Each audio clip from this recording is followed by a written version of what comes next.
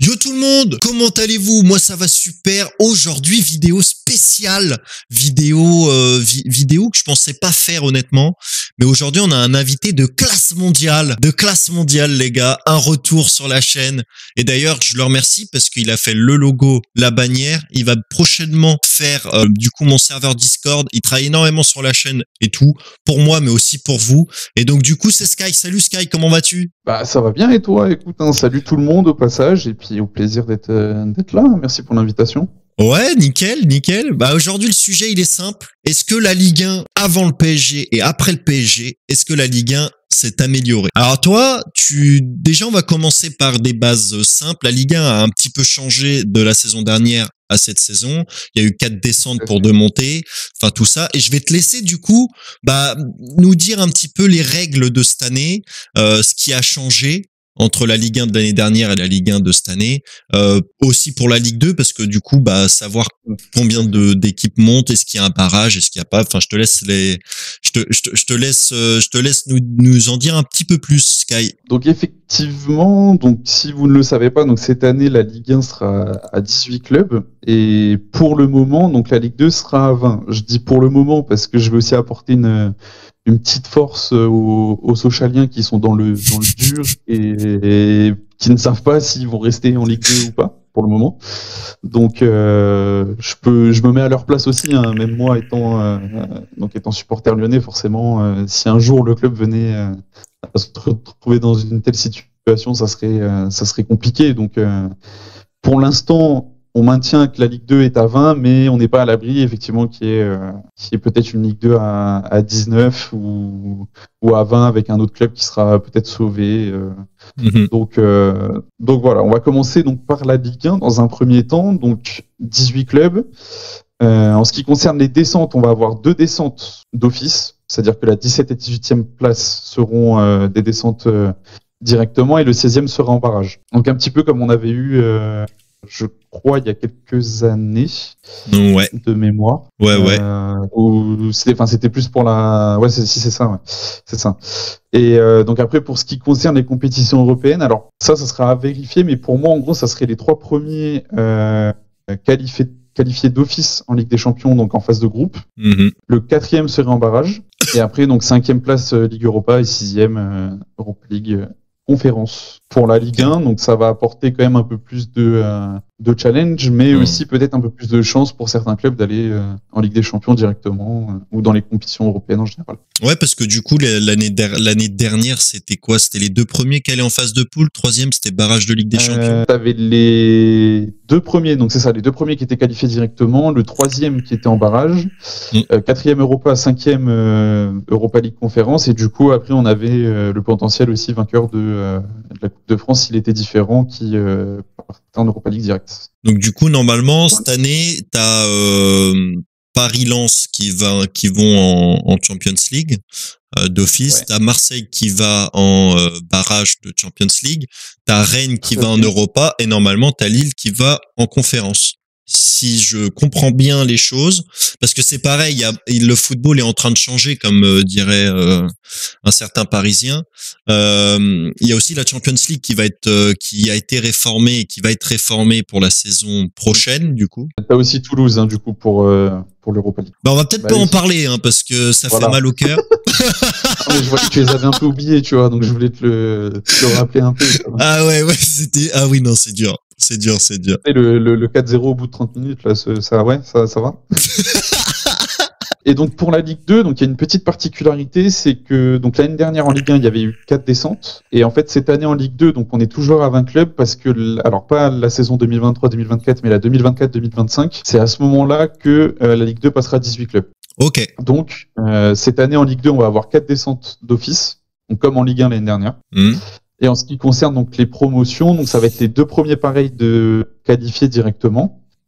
Et en ce qui concerne le reste, donc ça va être le 4e et le 5e qui vont avoir un petit match de, on va dire un quart de finale entre guillemets, à jouer. Le vainqueur de ce match-là sera qualifié face au troisième, qui jouera aussi une sorte de demi-finale. Et après, donc, le vainqueur de ce match-là rencontrera le 16e de Ligue 1 pour savoir qui reste et qui monte en Ligue 1 et qui descend en Ligue 2. Et t'as vu la montée du coup du Havre en Ligue 1 cette année? Ouais, montée du Havre et je sais même plus qui c'est le deuxième. C'est Metz. C'est Metz. Ouais, c'est Metz.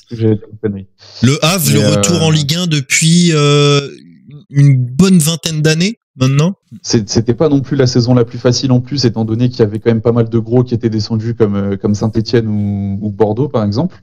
Donc forcément, ça rajoutait aussi un peu de concurrence. Donc ils ont réussi à sortir leur épingle du jeu et franchement, chapeau. Après, à voir ce qu'ils feront en Ligue 1. Mais bon, j'ai moins regardé la Ligue 2 cette année, donc je peux moins, on va dire, juger leur parcours. Mais c'est vrai que voilà, de toute façon, ça forge quand même le respect de finir premier d'une Ligue 2. En plus, où t'as que 2 montées et où t'as des clubs comme Metz, Bordeaux, Saint-Etienne, Sochaux qui sont quand même là depuis pas mal d'années, ou même Dijon, parce que Dijon était aussi.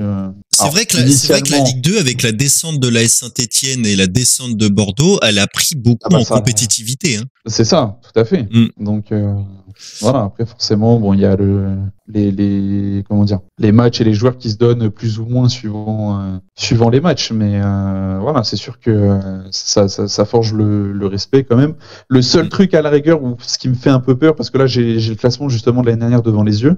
Ouais. Le seul truc qui me fait un peu peur, c'est que le Havre gagnait beaucoup avec des scores genre de 1-0, 2-1, ce genre de truc. Oui. Ce qui fait qu'en termes d'attaque, ils sont très très loin en termes de. Il me semble que c'est Metz la meilleure attaque. Ouais, tout à fait. Et là, si on prend vraiment le total de un peu tous les clubs, ils seront. Par contre, le Havre a été meilleure défense. Hein. Était la meilleure défense, il me semble. Donc, ça serait la 9e attaque, le Havre. Ouais, donc et par contre, défensivement, il n'y a rien à dire. Ils ont 10 buts d'écart avec le deuxième. Est-ce que tu aurais un petit prono pour le Havre cette saison en Ligue 1? Même sans avoir trop regardé la Ligue 2, mais avec statistiquement parlant, tu les vois. Donc il y avait Strasbourg-Brest un petit peu dans le mal l'année dernière. Ouais, mais Strasbourg, pour moi, cette année, on en reparlera tout à l'heure. Oui. Sachant qu'il y a Metz qui monte. Alors Metz, le problème, c'est que les deux... Metz, déjà, ils sont habitués, ils font que des allers-retours. Donc ça, déjà... Là, à force, ils ont l'habitude. Malheureusement, à voir comment ils se recrutent. Ça va aussi dépendre du mercato. Hein, mais Ouais.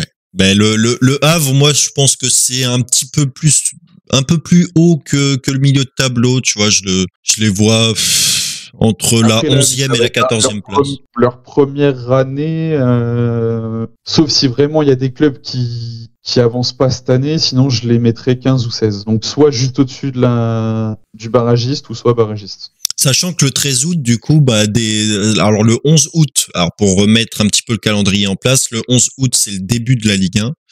Hein, Nice accueillera Lille, Marseille accueillera Reims. Et le 12 août, Paris-Lorient, Brest-Lens. Brest-Lens, ça sera le 13. Et du coup, le Havre va à Montpellier pour son premier match. C'est compliqué. Hein. Ça va être chaud. Et puis ils prennent Rennes direct dès la 3e journée. Juste avant, ça sera Brest. C'est ça aussi. Ça dépend. Et tu fais bien de le souligner, mais ça dépend aussi du calendrier, comment il est fait pour eux. Parce que si tu te tapes par exemple Paris, Lille et tu vois là par exemple, je descends un peu. Ça sera Lyon la 5e journée. En octobre, ils vont recevoir Lille et juste après ils vont se déplacer à Marseille.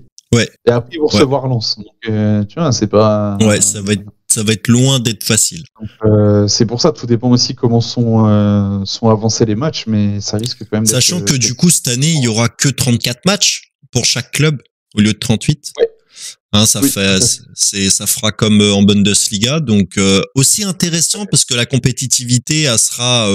Mais du coup, alors la grande question qui se fait aussi, parce que on va parler du PSG et on va aussi parler du coup de cette fameuse réforme. C'est pour ça qu'on en a fait l'intro. C'est que du coup à 20 clubs, la compétitivité a été pas trop présente pour ce qui concerne le PSG, parce que à chaque fois, on se demandait qui c'est qui allait faire tomber le PSG, chaque journée, chaque machin, et finalement, ça arrivait plus que rarement, et le PSG souvent terminait champion. Mais là, avec 34 journées, la peur que j'ai, moi, c'est que il n'y ait carrément plus trop de suspense. Alors soit ça sera un club qui sera premier et du coup avec moins de matchs, il arrivera à garder cette avance, ou soit le PSG prendra l'avance dès le début de saison et là pour le rattraper, compliqué. Qu'est-ce que t'en penses toi? Alors moi je suis pas d'accord, tu vois. Ah ok. Parce que je te le dis clairement, hein, tu vois, on pose les termes. Non, moi je suis pas d'accord. Alors peut-être pour cette année, je pense que pour cette année t'as sûrement raison. Surtout qu'en plus avec l'avenue de Luis Enrique, après avoir aussi comment les joueurs s'adaptent à son schéma, etc. Mais c'est sûr que ça peut être suivant ce qu'il arrive à mettre en place, ça peut être quelque chose de grand quand même. Donc cette année, on va dire que je la compte pas trop vu que c'est la première année qu'on va être à 18 clubs. Mais ce qu'il faut pas oublier, c'est qu'aussi il y a une partie, vu qu'il y a moins de clubs et qu'il y a des droits TV, forcément les droits TV vont être recalculés et donc vont être revus à la hausse vu qu'il y a moins de clubs. Ce qui va permettre du coup à certains clubs de toucher plus que ce qu'ils ont touché les années précédentes. Ah, mais est-ce que du coup tu penses pas que ça soit proportionnel aussi, que le PSG va toucher un peu plus aussi également? Après je pense que Paris touchait déjà bien de base. Hein, mais sincèrement, je pense que Paris touchait déjà bien de base. Mais dans tous les cas, ça sera recalculé pour que du coup ça soit. Alors je sais pas exactement. Je sais plus si c'est par rapport aux places ou. Parce qu'aussi, t'as forcément ça aussi. Alors, je sais plus si les droits TV rentrent en compte dedans, mais t'as forcément aussi le montant que tu reçois suivant à quelle place tu finis. Et ça, c'est pareil. Je pense que ça va être revu un peu à la hausse aussi, vu qu'il y a moins de clubs. Ok. Et tu penses que du coup, ça apporte un petit peu plus d'attractivité pour la Ligue 1? Je pense qu'à la longue, ça va quand même permettre de devenir quand même. Alors, je vais faire une comparaison, mais parce que c'est le seul championnat du top 5 qui est dans le même cas que nous. Mais si on prend la Bundesliga, je suis désolé, c'est quand même plus équilibré qu'il y a quelques années. Oui. Qu'on le veuille ou non. Oui. Non, c'est sûr. Que là, bon, je vais reprendre le classement pareil de l'année dernière. Bon, après Dortmund, on n'en parlera pas parce que voilà. Je les supporte aussi depuis plusieurs années, mais ils m'insupportent aussi. Donc c'est la loi. Et encore, ça finit deuxième, Dortmund cette année. Oui, mais bon, voilà, je vais rien dire, mais j'en pense pas moins. C'était à peu de choses d'être devant le Bayern et de leur piquer une Bundesliga, ça aurait été l'année. C'était à peu de choses, c'était juste de gagner en fait, de gagner chez soi le dernier match. Voilà. Oui, non, c'est sûr. C'est sûr.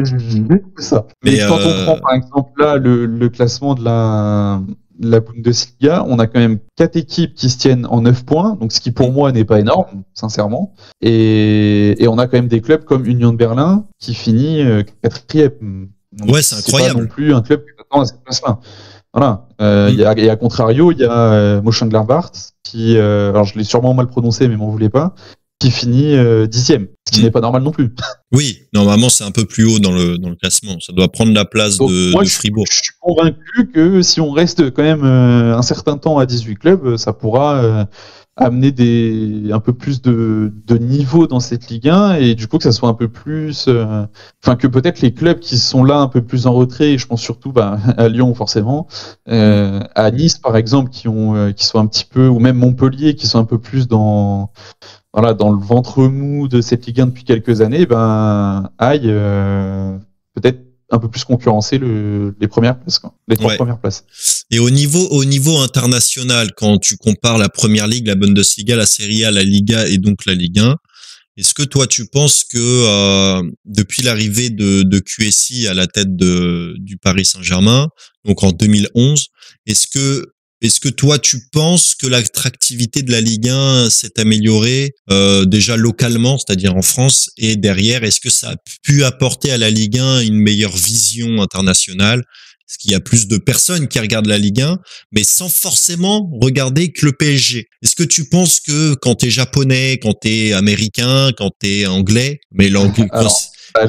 Tu réponds un peu à ta question dans ce que tu viens de me dire, c'est-à-dire que pour moi, on a le visu de la Ligue 1 avec Paris, parce que forcément c'est Paris qui attire toutes les stars, toutes les grands stars, Neymar, Mbappé, Messi, c'est eux qui les sortent et qui les font, comme Ramos qui est parti du Real pour aller à Paris, Donnarumma, c'est eux qui attirent toutes les grandes stars. Donc de là à dire qu'ils regardent d'autres équipes, je pense pas. parce que voilà, c'est quand même Paris qui a le plus de moyens de faire. C'est ça aussi, hein, forcément, mais ça, ça fait des années. Mais vu qu'ils ont plus de moyens, forcément, ils peuvent avoir plus de joueurs de haut niveau, et de toute façon, c'est le jeu, hein, c'est comme ça. Mais je pense que ça a quand même mis un petit coup de projecteur quand même sur la Ligue 1, mine de rien, parce que voilà, on se dit Messi il est passé par la Ligue 1, Neymar il est passé par la Ligue 1, puis Neymar ça fait quand même un certain temps, bon même s'il joue que la moitié des matchs, mais ça c'est autre chose. Ça apporte quand même, je pense, un petit coup de projecteur. Après, je pense que c'est toujours pas suffisant au vu du championnat, au vu des autres championnats aussi européens. Bon, la première ligue on n'en parle pas parce qu'elle est très loin devant, mais après je pense que c'est pas suffisant pour l'instant. Ok. Moi, j'ai fait mes petites recherches. Est-ce que avant l'arrivée de QSI, la Ligue 1 se portait bien? Est-ce que après ça a amélioré? On se rend compte que c'est proportionnel. C'est-à-dire que j'ai comparé, par exemple, par rapport à la Première Ligue. La Première Ligue, 2009-2010, c'est 485 millions de revues à la hausse pour la Première Ligue au point de vue droit TV. Venue des joueurs, c'est 600 millions.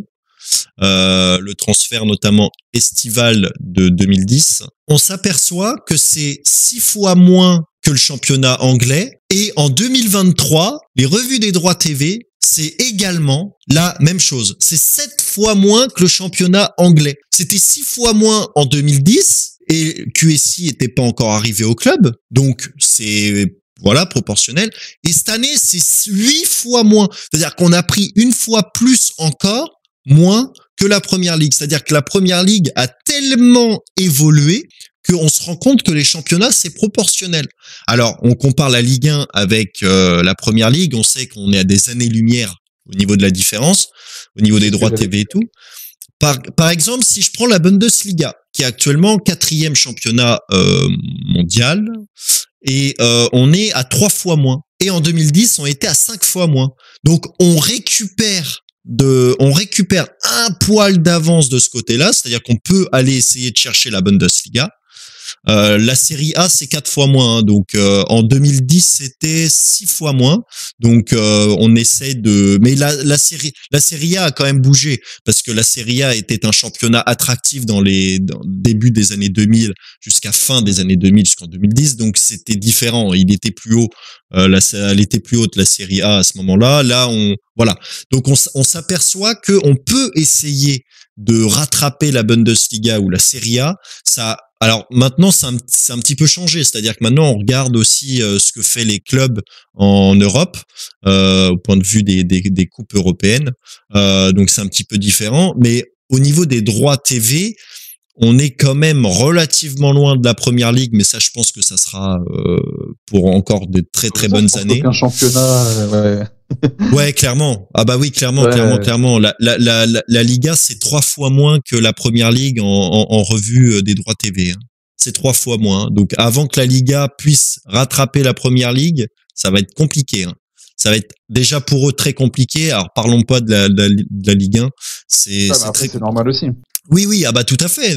C'est normal, il y a tellement de clubs attractifs en Angleterre que c'est évident que... Mais je pense que la question de l'attractivité de la Ligue 1 et du coup de son amélioration compte aussi en comparant les autres championnats.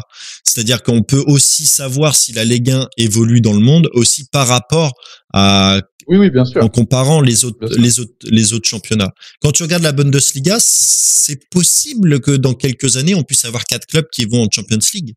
C'est peut-être possible.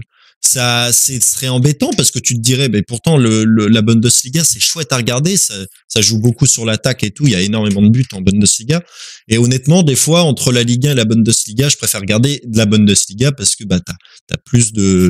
t'as un peu plus d'animation offensive et du coup ça permet à certaines personnes de prendre plus de plaisir, malgré que les 0-0, les 1-0 sont parfois pas forcément ridicules. Hein. Il y a du jeu, on joue un peu au ballon. Mais voilà, toi, qu'est-ce que t'en penses là-dessus? Mais tu vois, là, par exemple, tu parlais justement de l'offensivité des équipes allemandes, du nombre de buts qui marquaient, etc. Et je pense que du coup, cette année, vu qu'on est passé à 18 et qu'il y a forcément moins de matchs, je pense qu'il y a peut-être possibilité qu'on ait quand même pas mal de buts cette année. Hein. Ouais, parce que forcément, bah, tu passes d'une saison où t'as 38 matchs à une saison où t'en as 34. Ouais, tu penses que ça va changer la façon de jouer des clubs? Alors, je me mouillerai pas non plus à 100%, mais je pense que ça peut quand même influer sur voilà, sur les clubs à forcément creuser l'écart plus vite et donc tenter de marquer le plus de buts parce que comme on dit, la meilleure défense c'est l'attaque, donc forcément c'est ce que tu vas chercher à faire. Donc pour moi ça peut influer quand même sur le nombre de buts et alors, comme je dis, je me mouillerai pas. Hein. Je suis petit joueur, mais je sais pas à combien est le record de buts au total sur une année. Et après, en ce qui concerne, parce que tu soulignais justement qu'on n'est pas à l'abri de voir dans plusieurs années 4 clubs en Ligue des Champions d'office pour nous. Mais le problème, j'ai envie de te dire, c'est pas forcément la Ligue des Champions, c'est dès qu'on est dans des compétitions, on va pas loin. Donc forcément, c'est ça le problème. C'est ça le problème aussi. À part quelques années où on avait Marseille qui allait une année où Marseille a été en finale d'Europa face à l'Atlético, il me semble. C'est un truc comme ça. Tout à fait. Oui, Atlético à Lyon, 3-0 pour l'Atlético, je peux te sortir. Ouais, et puis t'avais Lyon aussi qui a fait une demi-finale de Champions League ça, c'est Covid Land. Donc on a fait une demi de Ligue des Champions et 2 ans avant on a fait une demi d'Europa aussi.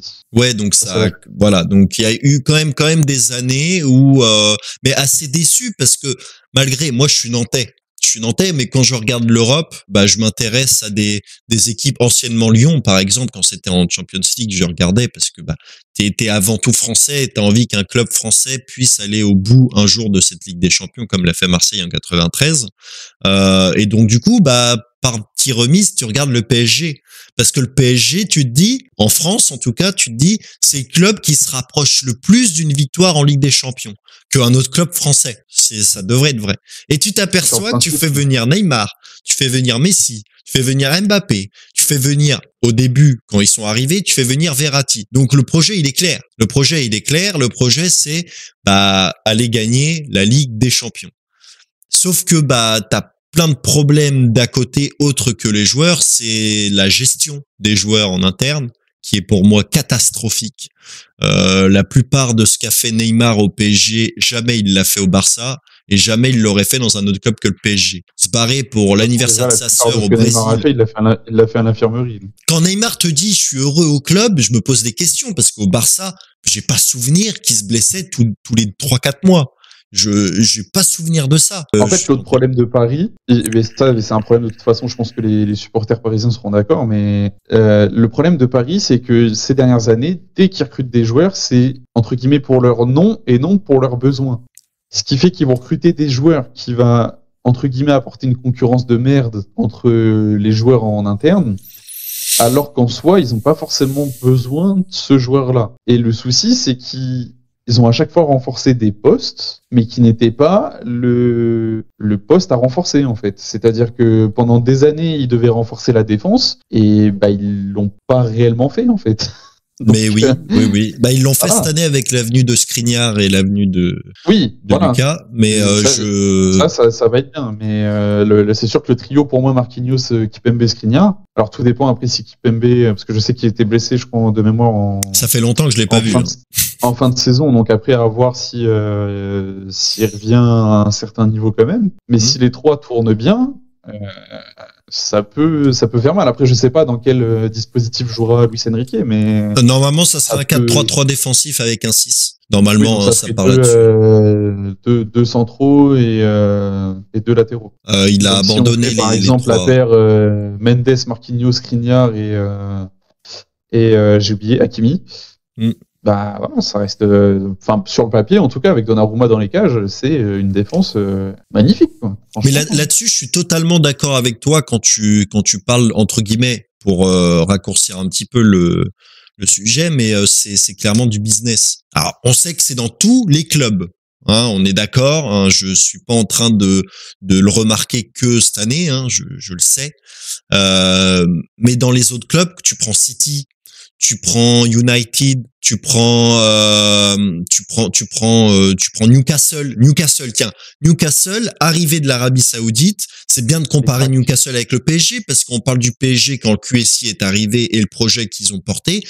l'Arabie Saoudite vient de racheter Newcastle. Newcastle a fait quoi? Ils ont acheté PSG. Le PSG, si un jour, peut-être dans 15 ans, vous voyez ma vidéo, l'Arabie Saoudite est venue à Newcastle, ils ont recruté intelligemment. Ils sont pas en train d'essayer d'être dans toutes les discussions pour les très grands noms. Ils sont dans la discussion pour avoir un collectif sympathique, un collectif qui peut être compétitif en Première Ligue, qui peut être compétitif peut-être à l'avenir en Europa Conference League, en Europa League, en Champions League. Ils sont en train de se baser sur un projet avec un collectif sérieux et pas trop d'ego, d'accord?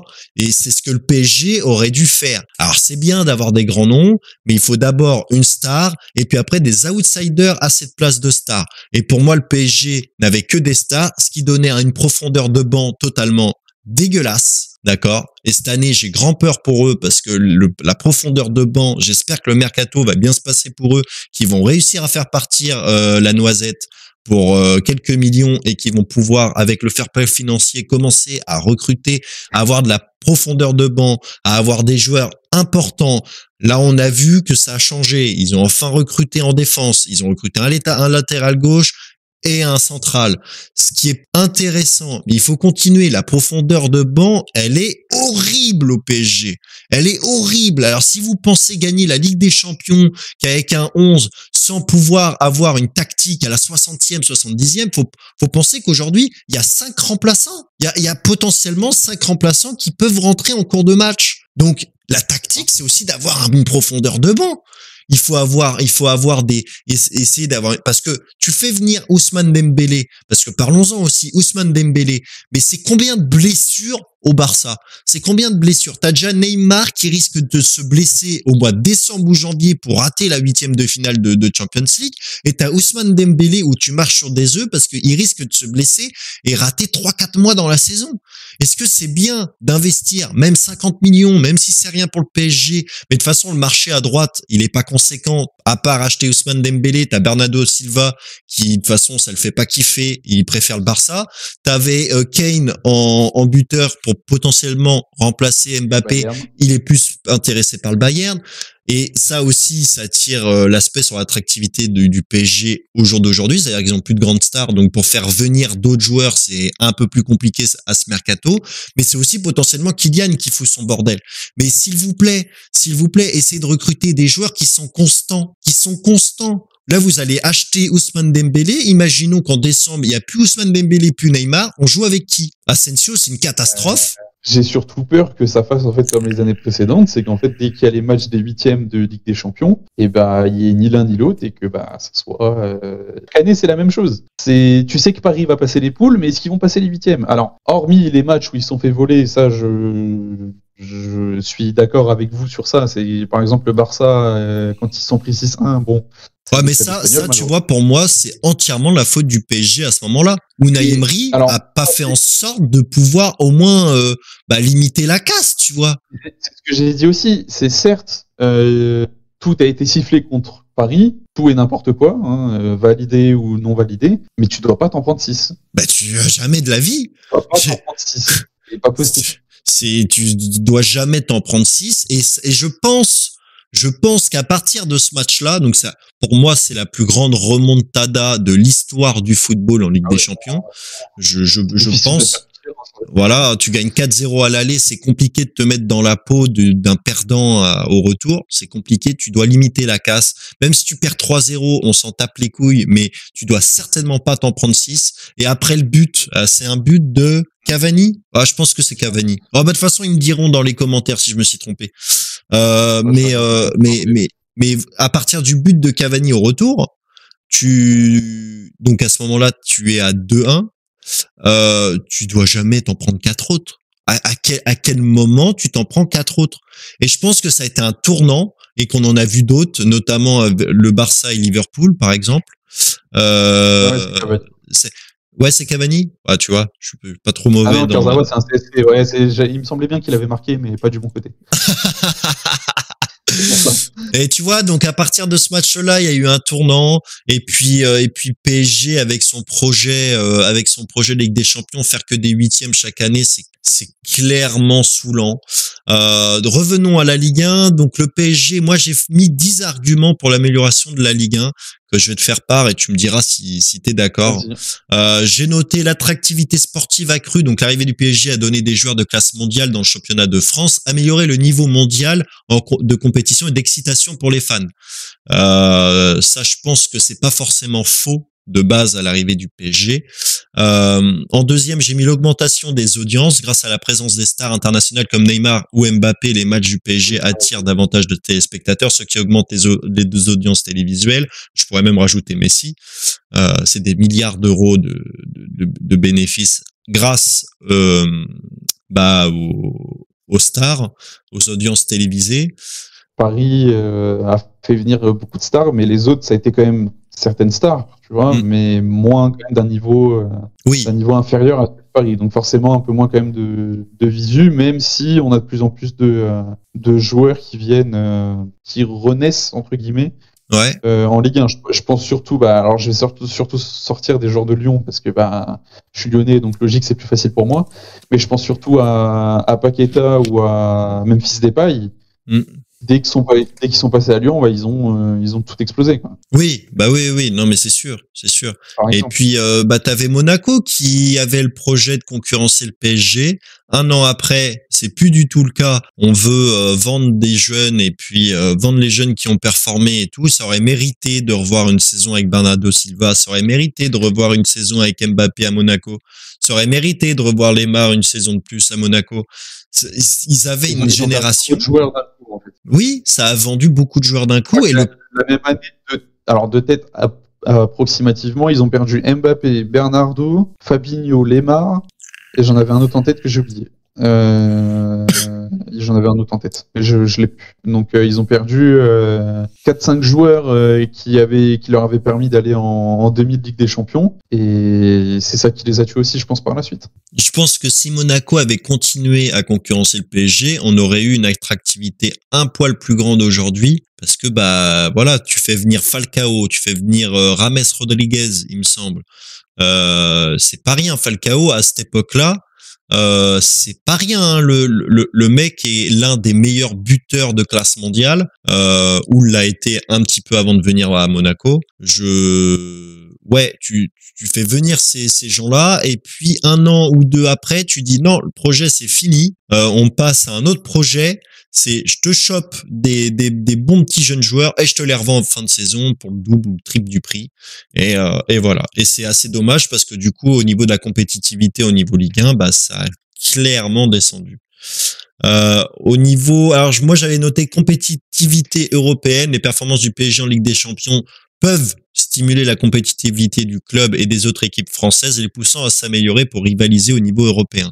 Est-ce que ça a amélioré la qualité de jeu des autres équipes de Ligue 1 en Europe, en Europa, en Conference League maintenant ou en Ligue des Champions? Est-ce que tu penses que l'amélioration entre guillemets du PSG et avec ses stars et les performances du PSG entre guillemets qu'aurait pu avoir le PSG, est-ce que tu penses que ça a poussé les autres équipes françaises à s'améliorer au point de vue européen? Européen, non, parce que à l'heure actuelle, le seul club qui passe les huitièmes, c'est Paris.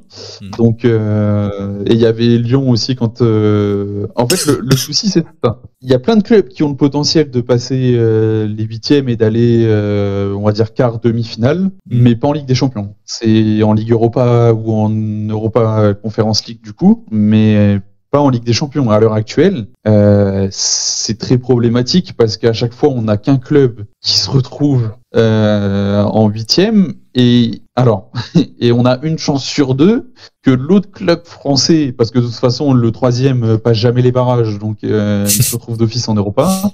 Ouais. Quand on voit Monaco l'année dernière qui se fait sortir par le PSV, alors excuse-moi, pour moi c'est niveau équivalent, mais t'es censé quand même pouvoir les battre. Clairement. Parce que surtout qu'en plus de mémoire, je crois qu'il y avait eu vraiment des erreurs, des grosses erreurs défensives de la part des Monégasques sur un des deux matchs. Donc l'année d'avant, je vais regarder, mais je sais plus si c'était Monaco, si c'était Marseille.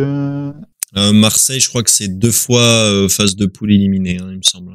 Non, c'était Monaco aussi qui est passé, donc l'année d'avant encore. Ouais. C'est Monaco qui a battu le Sparta et qui s'est fait éliminer par Shakhtar. pareil.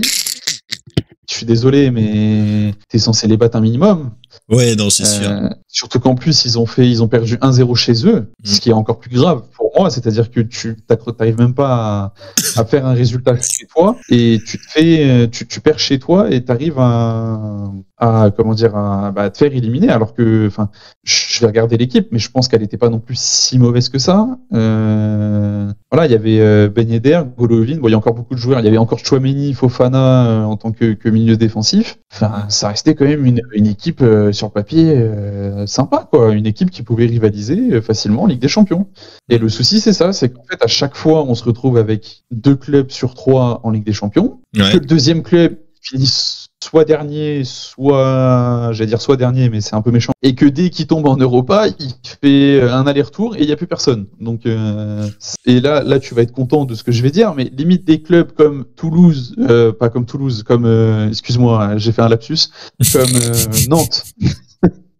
Comme Nantes ou comme Strasbourg, quand ils ont été en Europa, se battent plus que des clubs qui méritent, enfin, qui sont censés être dans des compétitions européennes quasiment chaque année. Et d'ailleurs, pour faire une petite apparenté à Nantes, on fait une année en Europa, une année on va en 8e. Voilà, c'est ça. Qui n'est pas censé être le cas. Déjà, le groupe n'était pas simple, déjà, sur le papier. Et on fait pas des mauvais matchs face à la Juve, hein. Honnêtement, c'est pas catastrophique. Donc, honnêtement, on aurait pu être compétitif. Mais je pense que les petits clubs comme Nantes, par exemple, quand tu vas affronter la Juve, quand tu vas en Europa, tu vas tellement rarement en Europe que les joueurs, ils sont stimulés, tu vois. Ils ont une adrénaline de ouf. Tu vois, mais justement, c'est ça le problème, tu vois. C'est que vous êtes quand même, alors je veux pas être méchant, mais vous êtes quand même sorti d'un groupe avec Olympiakos, Karabakh et Fribourg. C'est pas facile. Non plus, voilà, c'est pas non plus la poule la plus simple. Vous avez quand même été gagné en Grèce. Bon, alors Fribourg, voilà, ça reste un cran au-dessus, mais ça, à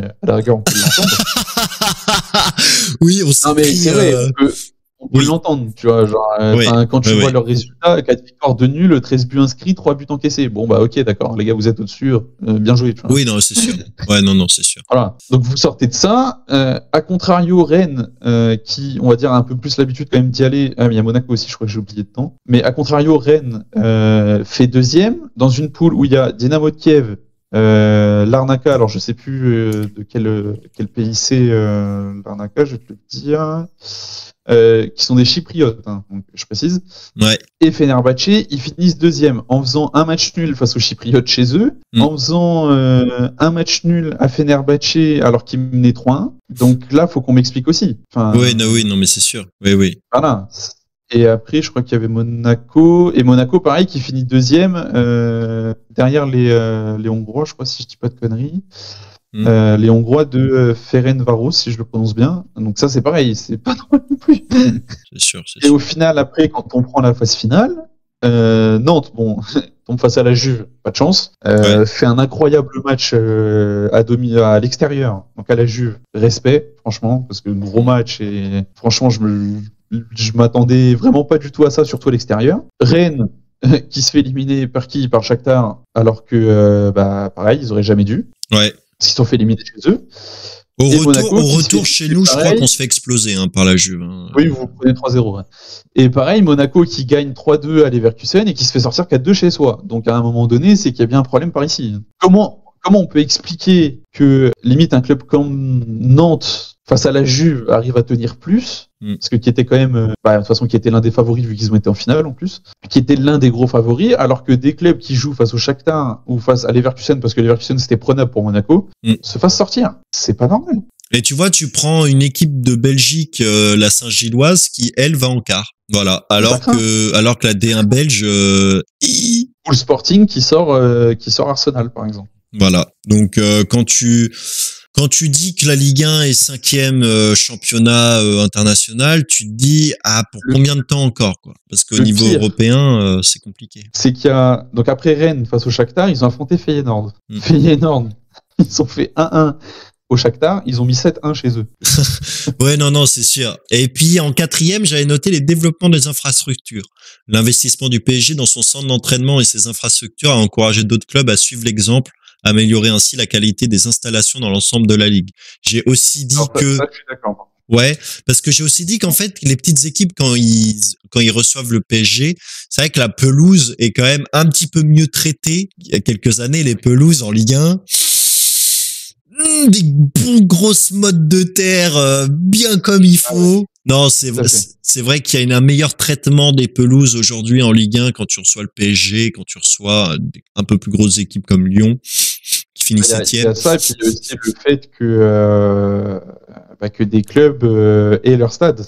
Alors, Oui. à l'heure actuelle, je crois qu'il y en a que 2 de mémoire. Il y a Lyon, forcément, et il y a Auxerre, je crois, de mémoire, qui a son stade aussi. Donc, ça peut aussi forcément pousser d'autres clubs à vouloir suivre le chemin et à vouloir essayer d'avoir leur propre stade aussi. Ce qui, en soi, est une plus-value. Alors, pas sur les premières années, parce que forcément, tu as toute la construction et tout qui rentre en compte, mais qui, à la finale, est un plus-value. Parce que quand on prend... Alors, je suis désolé, je me base beaucoup sur Lyon, mais voilà, c'est parce que c'est l'histoire forcément que je connais le plus. Oui. Mais quand on se base sur Lyon, ils ont créé une zone autour du stade où tu vas avoir là donc ce qui fait partie de l'OL Group, hein, c'est vraiment l'OL Group, donc tous les trucs qui sont autour, le stade, le terrain d'entraînement qui est juste à côté, enfin les terrains même. Et là, ils sont en train de faire un complexe sportif pour le basket et où il y aura des concerts aussi, et un autre où va y avoir du tennis. Et tout ça tout autour du stade. Plus une zone qu'ils ont créée avec tout ce qui est restauration, divertissement, etc.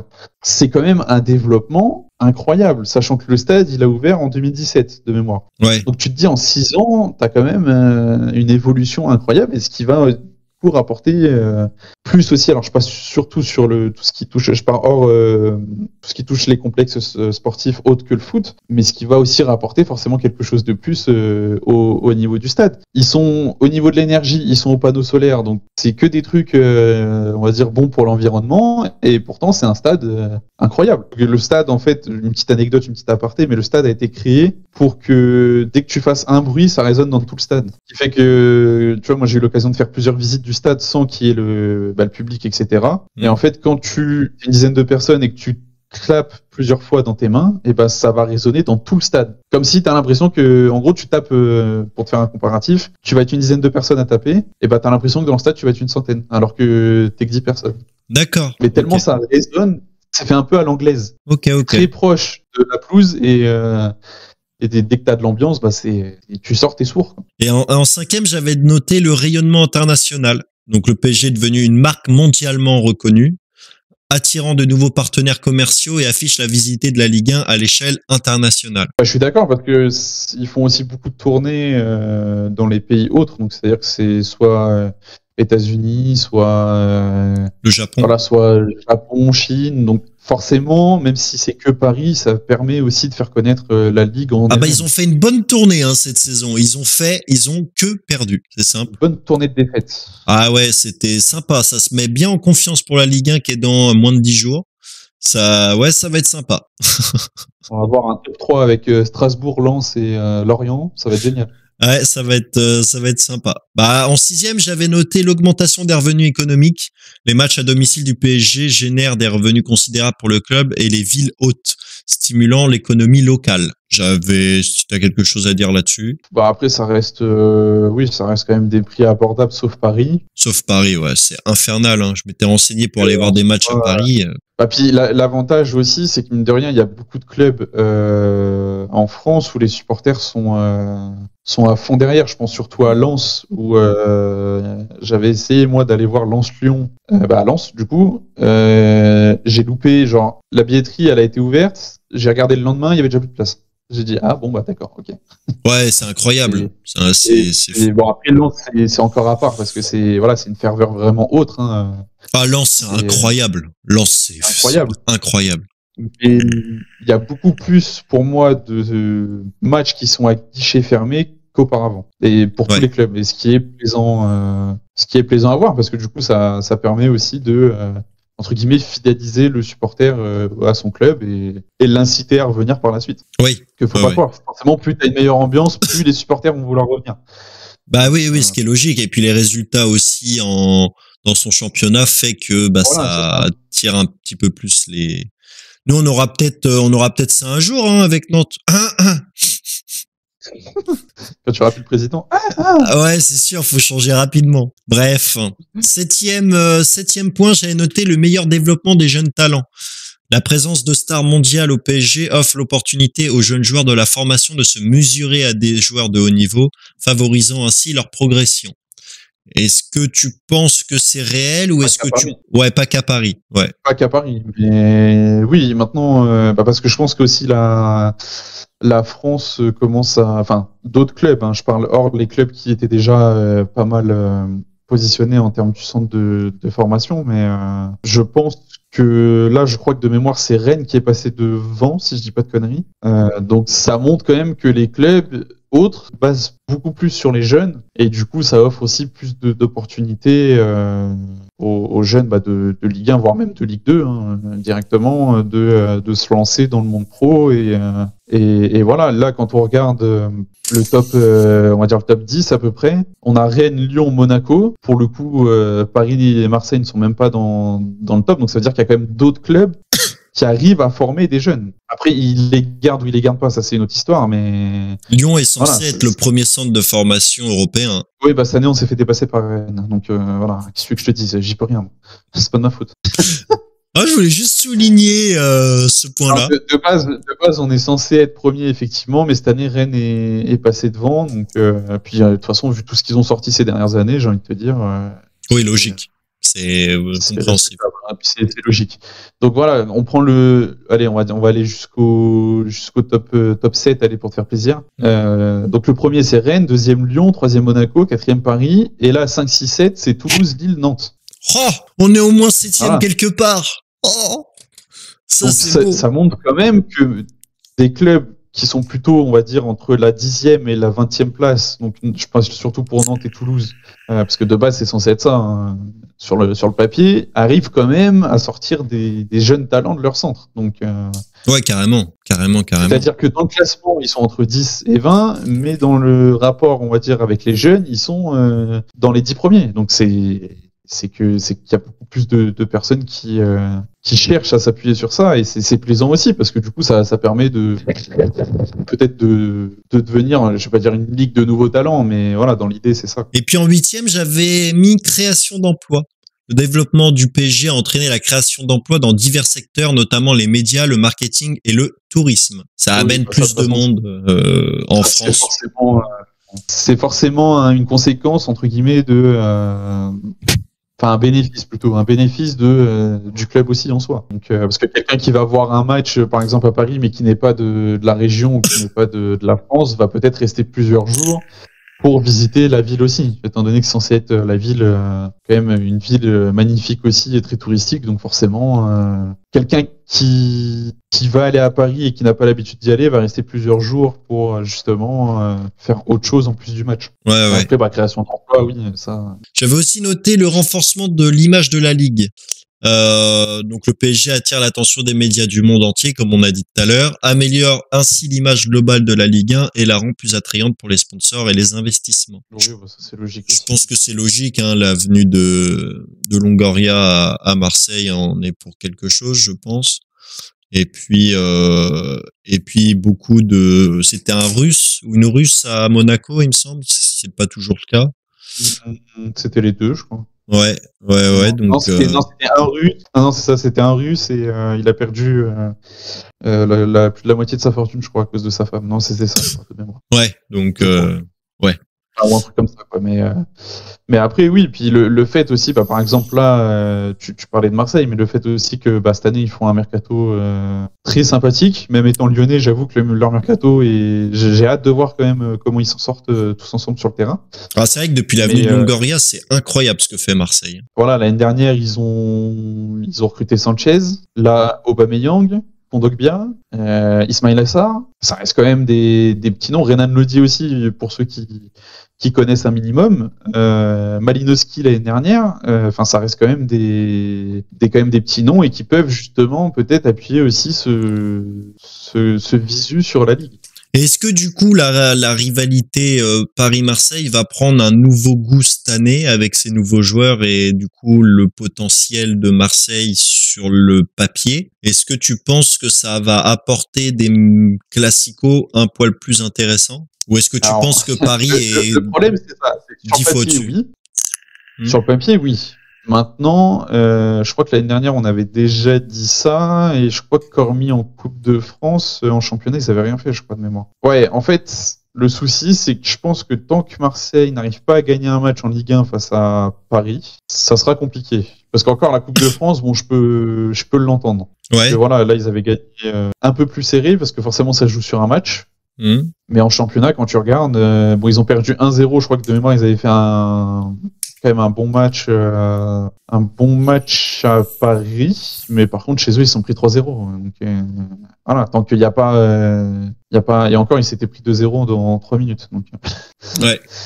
Donc, tant qu'en fait, Marseille n'aura pas ce déclic et n'arrivera pas à battre Paris en championnat, pour moi, ça restera toujours compliqué. Et quand Marseille gagne en 8e de finale de Coupe de France, est-ce que ça fait pas 6 ans ou 7 ans qu'ils n'avaient pas gagné contre le PSG? Oui, c'est quelque chose comme ça. C'est quelque chose comme ça, il me semble. Donc, ouais, c'est... 2020, pardon. Ils avaient gagné 2020. en 2020. Et j'avais aussi, du coup, noté 10 arguments contre l'amélioration de la Ligue 1 grâce au PSG. En premier, j'avais noté la domination excessive du PSG. J'avais noté que le PSG, chaque saison, il y avait clairement pas... On se battait plus pour la 2e place que pour la première. Est-ce que tu penses que c'est réel ou pas? Oui, c'est sûr. Mais c'est logique de toute façon. Hein. C'est eux qui avaient l'argent. C'est mon seul argument, c'est ça.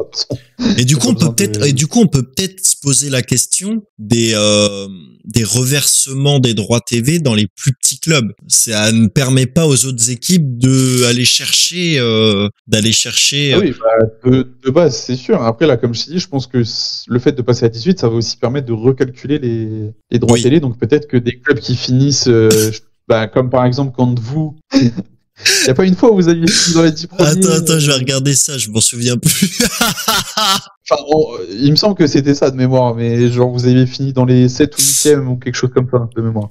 Je me trompe peut-être, mais en gros, un club qui va finir 7-8e il y a quelques années et 7-8e aujourd'hui, je pense qu'il va toucher déjà plus de droits télé que... on avait fini en 2021-2022, excuse-moi de te couper, on avait fini 9e, 21-22. Ouais, on va prendre cet exemple-là.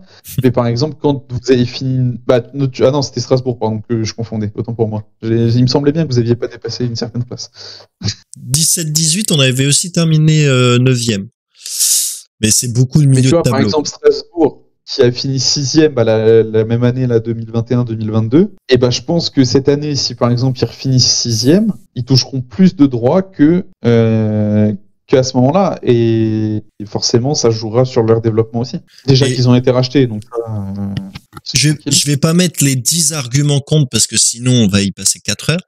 Mais un qui me taraude pas mal quand même, c'est l'économie à 2 vitesses. J'avais noté l'économie à 2 vitesses.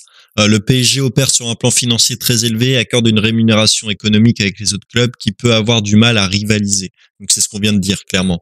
C'est la difficulté pour les autres petites équipes. Comme tu dis, on verra avec les 18 clubs. Mais pour le moment, on n'a pas vu, à part Marseille, à part les 4 gros du championnat, 4-5 gros du championnat, on n'a pas vu d'amélioration dans les petits clubs, de venue des gros joueurs, d'attractivité, à part des vieux. Et encore, parce qu'avec la DNCG, c'est pas non plus fou, mais forcément, Paris peut se permettre de payer des joueurs plus chers vu qu'ils ont les finances pour. Ouais. Mais bon, ça rejoint un peu tout ce qu'on a dit durant cette vidéo. Quoi.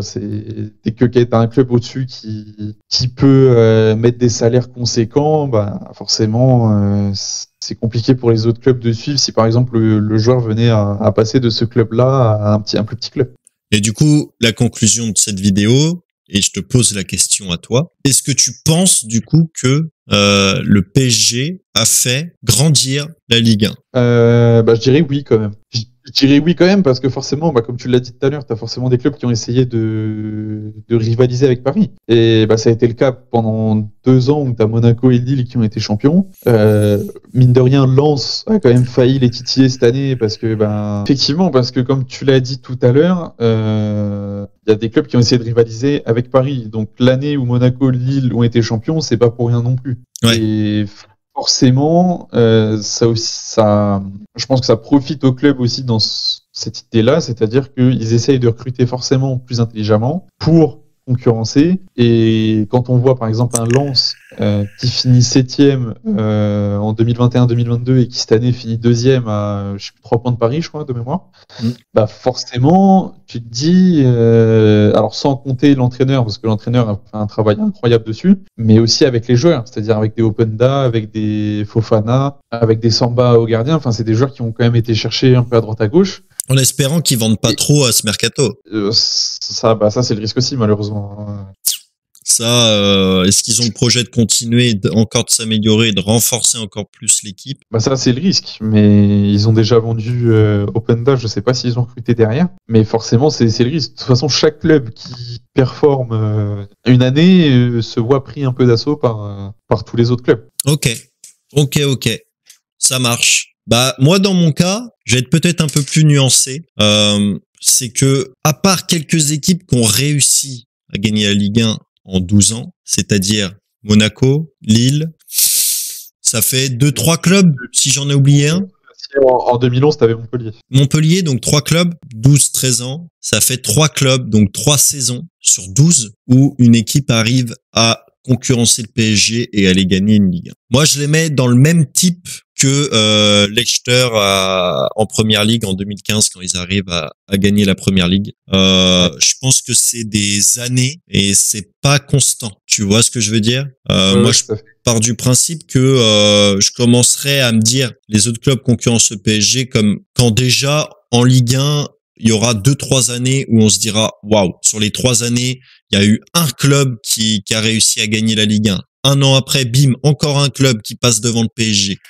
À ce moment-là, ils pourront commencer à se battre pour le titre. Mais quand tu entends même des experts dans le foot dire bah, les équipes se battent pour la 2e place, je trouve ça un peu triste. Et encore, les équipes ont moins peur aujourd'hui du PSG qu'il y a quelques années. Rappelle-toi, il y a quelques années, ils allaient jouer Rennes, machin et tout, c'était Pack the Bust. Hein. C'est Pack the Bus, mon gars, tout le monde derrière et on défend. Ça marchait pas. Aujourd'hui, bah pourquoi pas si t'es Lorient, si t'es Nantes, si t'es Lyon, si t'es Marseille, bah pourquoi pas aller les accrocher? Pourquoi pas mettre vraiment une adversité? Je me souviens des matchs de Lyon face au PSG. Il y avait certains matchs où tu te disais, ok, Paris est légèrement au-dessus, mais waouh, il y a de la combativité quand même devant, tu vois. Il y a eu des matchs où tu disais, il y avait quelque chose à faire, tu vois. Donc ça commence un petit peu à se démocratiser le fait de jouer des grosses équipes et de jouer pour jouer et quitte à s'en prendre 3, mais à offrir du beau jeu. Que faire The Bark the Bus, en prendre 5 et puis voilà, c'est bon. Et quand on regarde les défaites de l'année dernière de Paris, donc ils en ont eu 7, ils ont eu Lens, ils ont eu Rennes 2 fois, ils ont eu Lyon, ils ont eu Monaco et ils ont eu Lorient et Clermont. Oui. Qui sur le papier n'est pas censé les battre, hein, clairement. Donc ça confirme ce que je dis. On est surtout dans des années les deux, Clermont, excuse-moi, je te coupe. Non, Clermont et Lorient, c'était à domicile, donc c'était au Parc des Princes. Oui, en plus. Donc ça confirme ce que je dis dans le fait que maintenant les petites équipes n'ont plus peur de jouer Paris. Ils y vont pour jouer et puis quitte à perdre, bah autant le perdre avec panache, j'ai envie de te dire, et puis offrir du beau jeu. Et puis quitte à faire un mauvais résultat, ils savent que de toute façon ça sera compliqué, mais quitte à faire un mauvais résultat, bah autant le faire avec un beau jeu, autant jouer son jeu, essayer de les titiller un petit peu, bien défendre et forcément bien attaquer, parce que tu sais que face au PSG, t'en auras pas 50 000. Je pense que c'est plus plaisant avoir joué le PSG aujourd'hui aussi parce que bah les équipes qui sont en face jouent réellement, hein, et on n'est pas que dans la moitié de terrain adverse, et du coup bah ça joue un peu plus. Et bien sûr qu'il y aura beaucoup de jeux en contre face au PSG parce que de toute façon les clubs n'ont pas le choix.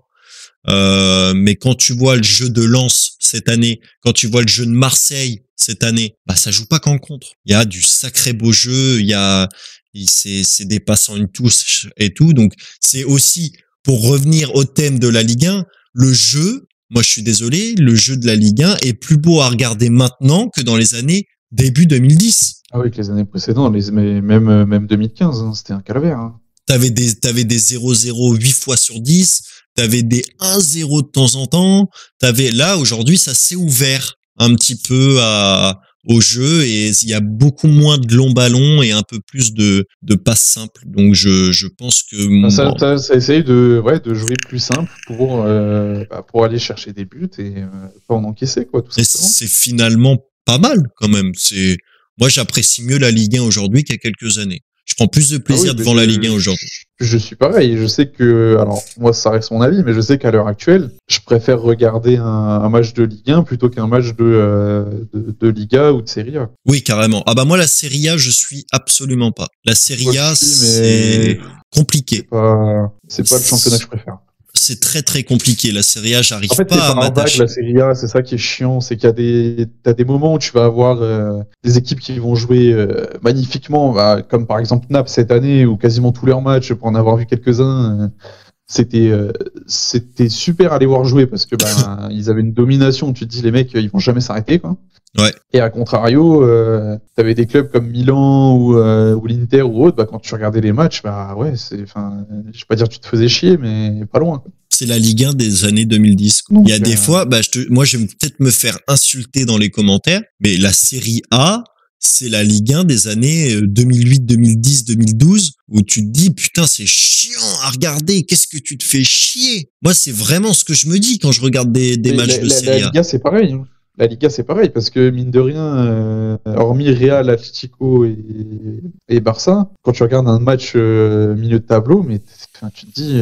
ouais, c'est compliqué. Hein. T'as une chance sur deux que ça se finisse en 0-0 ou en 1-0, mais avec un jeu bof. Ouais, c'est ça. C'est ça, oui. Mais la Liga, il y a de part parce que comme tu dis, t'as Real, Barça et l'Atlético, t'as des fois Valence, Séville. Ouais. Et encore l'Atlético, je suis gentil. Oui, l'Atlético, ouais, parce que du coup, ça défend tellement que. Ouais, voilà. Voilà. Je vais dire Real et Barça. Real, Barça, et moi je rajouterais quand même Séville, le Real Betis qui a été intéressant à regarder cette année avec Nabil. Séville, je le mets dans le même lot, personnellement. Ouais, ah ok. Moi j'ai apprécié le jeu de Séville personnellement. De par la victoire déjà en Europa, qui était impressionnante. Et puis ouais, parce que c'est le seul truc qui les a sauvés. Oui. Qui les a sauvés. Donc, Et puis le Real Betis qui est quand même super intéressant à regarder jouer. Moi juste cela, ça va, tu vois, genre Real Betis, tu sens que il y a un peu de jeu quand même. Ça mérite d'aller en profondeur, ce qu'ils ne le font pas encore pour le moment. Mais ouais, j'apprécie. Bon bah voilà, écoute, on est arrivé à la fin de cette vidéo, 1h15 de vidéo, frérot. Bah moi je voulais te remercier pour cette petite vidéo. On a pris certainement beaucoup de plaisir à la faire et ça fait plaisir de parler de foot. Bah écoute, c'est moi qui te remercie. Toujours, hein. Et puis encore merci pour les logos, bannières, Discord, tout ça. Enfin c'est T'inquiète, merci beaucoup. La facture. Ok, merci à toi Sky et salut les gars. Tchuss. Salut tout le monde.